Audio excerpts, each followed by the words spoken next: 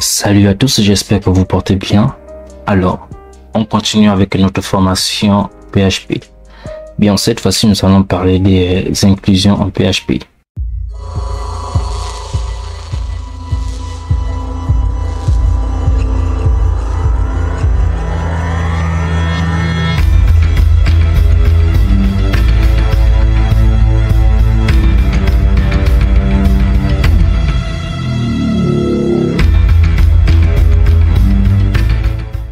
Voilà. Donc, ce qu'il faut savoir, c'est que lorsque vous avez un site internet, lorsque vous êtes en train de coder un site internet, voilà. Donc, il peut y avoir plusieurs bouts de code qui pourront être répétitifs un certain nombre de fois. Du genre la barre de navigation. Voici un exemple. Ceci, par exemple, c'est en fait la structure basique d'une page HTML. Donc, une page, un site, une page web est constituée d'une en-tête, d'un corps et de pied de page. Voilà. Donc, lorsque vous codez votre site, supposons que vous ayez par exemple 20 pages par exemple, 20 pages, et que sur chacune des pages, vous avez le même en-tête par exemple. Donc, pour ceux qui ne connaissent pas l'en-tête, je vais prendre un exemple de site. Par exemple, je peux reprendre quoi? Exemple de site, par exemple, voilà, je vais par exemple prendre Pixabay pour vous montrer un peu à quoi ressemble une en-tête.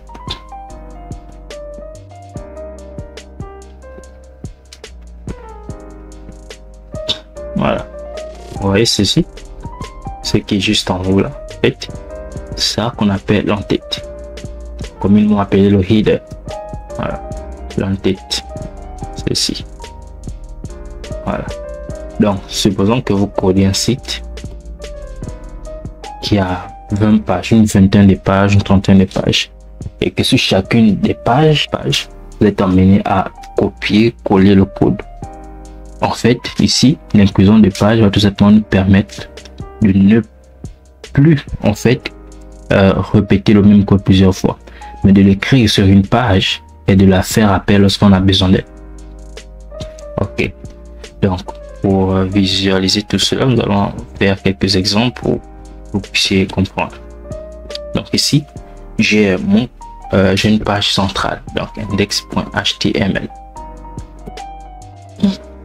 index.php. Donc ici, nous allons voir le rendu. Ok. Donc ici j'ai le titre, j'ai le menu 1, voilà. Ok.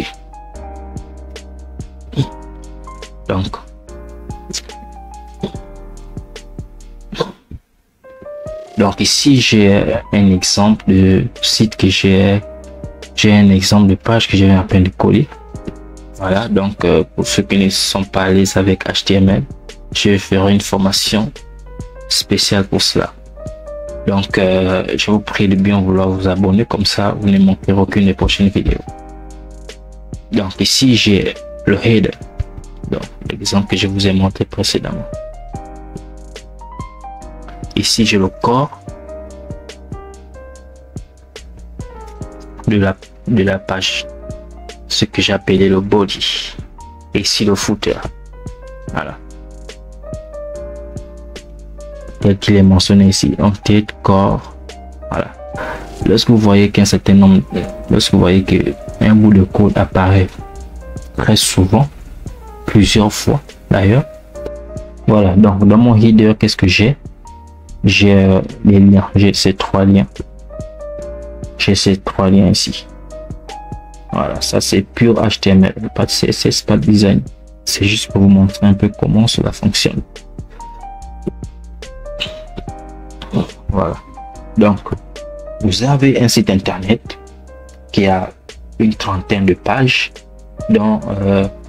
qui est écrite exactement de la même façon, genre cette en-tête se répète 30 fois successives.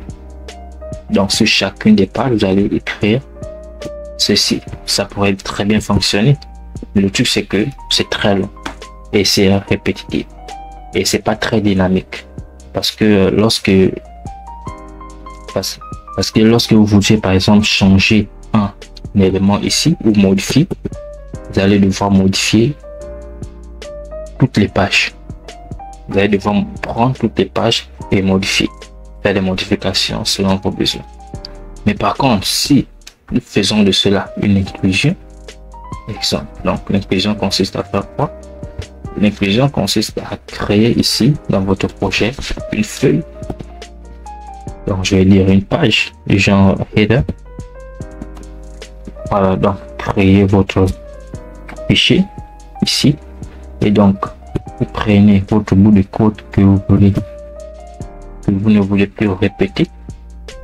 Voilà, donc vous le prenez comme ceci, vous le coupez, vous venez ici, vous le collez dans,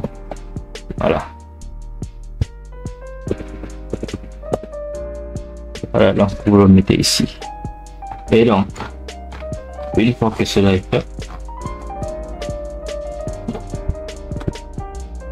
vous venez dans votre code principal à la place, n'est-ce pas, du code que vous avez enlevé. À la place du code que vous avez enlevé, vous allez tout simplement mettre une balise PHP qui va faire appel à ce code. Voilà, donc ici moi je vais faire appel à mon fichier. Donc en utilisant cette commande, en utilisant cette instruction care one. Donc vous pouvez en mettre autant de fois que vous voulez dans une page web, pas de souci. Il suffit de la variable, voilà, donc suivi de la constante dire. Donc dire est une constante magique en PHP qui envoie le chemin absolu du répertoire du fichier courant. Voilà. Donc lorsqu'on l'utilise, en fait, il renvoie le chemin absolu du fichier courant. Ok.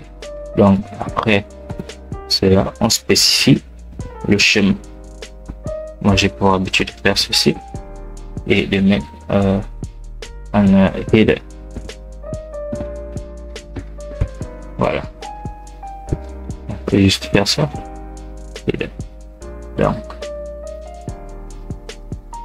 vérifie très bien que c'est la même chose là. Ok. Voilà. Donc nous allons voir ce que ça donne dans le navigateur pour voir si c'est la même chose. On va pouvoir voir que c'est la même chose. Donc je vais enlever ça.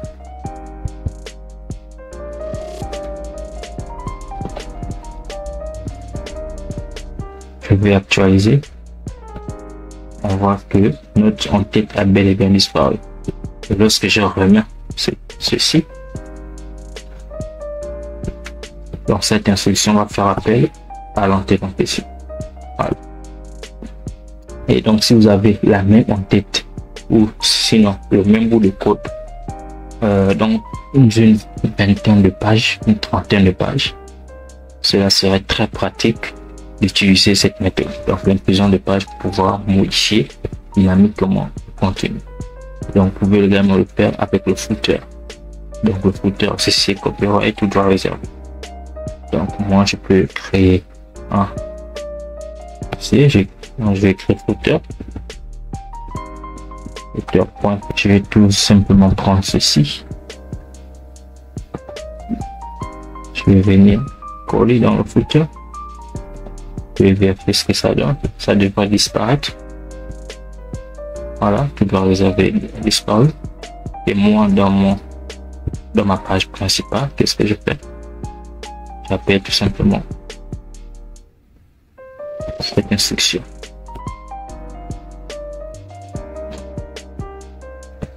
Voilà. Et ici, je mets le nom exact de mon fichier. Donc ici, en fait, pour renseigner le chemin du fichier. Donc ici, ce code suppose que voilà, donc les pages, les morceaux des pages ou encore ces pages-là sont dans le même fichier que ma page principale. Donc ça, donc ok, je mets tout simplement slash ou sinon pourquoi pas slash. C'était dans un dossier quelconque, il suffisait de mettre le nom du dossier et de mettre slash. Voilà, pour renseigner le chemin. Donc ici, on va voir ce que ça donne. Input.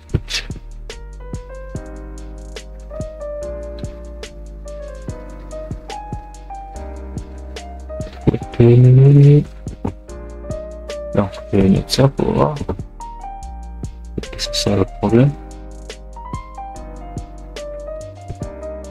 Ah ok, d'accord. Donc il faut mettre le slash. Toujours mettre le slash. Ok, on est bon.